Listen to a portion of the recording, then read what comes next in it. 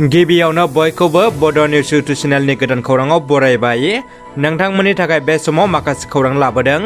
भिडिअखौ जोबजासे नायलांनो दाबाव आरो चेनेलाव गोदानब्ला अन्नानै साबस्क्राइब खालामना बेल आइकनआ अलाव होनानै ला आरो भिडिअखौ लाइक कमेन्ट शेयार खालामनो गुरै खावलायबाय। दानिया फैदो दिनैनि खौराङाव। गिबि खौराङाव दङ गोजोनथाव खौरां। क'क्राझार जिल्लानि दतमा ओनसोलनि थाखाय मोनसे गोजोनथाव खौरां। बिटिआर सरकारनि बानजायनायाव फैगौ 2 डिसेम्बरनिफ्राय 22 डिसेम्बरसिम हानि मेला दतमा बेंखनारि मावख'आव खुंफुंनो आखायाव लानाय जादों। बेनिखायनो बै होनाय अक्ट'आव दतमा बेंखननि बेन्दोंआव थानाय गासिबो रायजो राजाफोरखौ गाव गावनि खामानिफोरखौ मावफुंफैनो मावखुलिनिफ्राय गुरै खावलायहरदों। इन्ड'नेसिया हादराव गोदान मोनसे गोख्रों आयेन खालामबाय। इन्ड'नेसियायाव हाबा जानायनि सिगां आथोन गोरोबनो मोननाय नंला। बे गोदान आयेनखौ इन्ड'नेसिया हादरा गावसिनि पार्लियामेन्टनि गेजेरजों दिखांना लाबाय। बे आयेनखौ नेवसियोब्ला बेनि थाखाय 1 बोसोरसिम जोबथेसालियाव थानांनायनिबो साजाबो मोनगोन। बे आयेनखौ लानानै इन्ड'नेसिया हादराव गोबां हादरारिफोरखौ खुद्रिखांनायखौ नुनो मोन्दों। मोनसे गिख्रंथाव जाब्रबथाय। गंसे बासआ सामलायनो हायै साहा दखानाव सौग्रावहैयो, जेराव नगरबेरा कलेजनि सासे बिबुंगोरा डक्टर अन्जन ज्योति बराया जायगायावनो जोबथाहांबोयो। बिथां बराया पलिटिकेल साइन्स बिफाननि बिबुंगोरामोन। मख'नो गोनांदि बे जाब्रबथायाव 3 सुबुंफ्रा गोब्राबै जोखोम जादों। लोगोसे बिसोर 3खौबो देहा फाहामसालियाव थिसननाय जाबाय। आलादा रायजो बडलेण्ड दाबिजों गोमसारदों अदालगुरि सहर। बनसुनो सुबुंगौमा खालामनो गनायथि होआखै अदालगुरि जिल्ला खुंथाया। बनसुनो सुबुंगौमा खालामनो गनायथि होयैनि थाखाय फिनजाथाय खालामदों बनसुनि सुबुं फोनांजाब नेहाथारि सन्जय नार्जारिया। बनसुनि बडलेण्ड सोमावसारनायखौ आसाम सरकार आरो बिटिसि सरकारानो होबथाना दोन्दों होनना बनसुनि आफादगिरि बनजित मन्जल बसुमतारी बिथाङा बुंदों।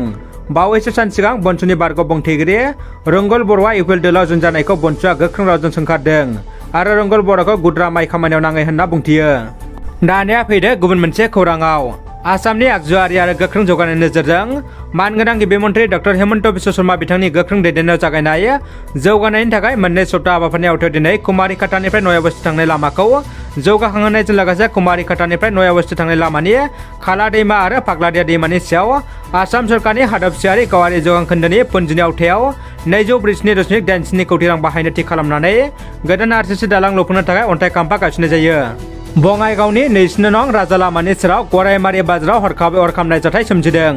अर खामनानै आकबर आली मुंनि सासे सुबुंनि गेलामाल गलाया सेवहांगार जादों। थांनाय मोनानि 9 बाजिसोआव बे जाथाया जादों। मोब्लिब ताराव सर्ट सार्किट जाना जाथाया जादों होनना सन्देह खालामदों।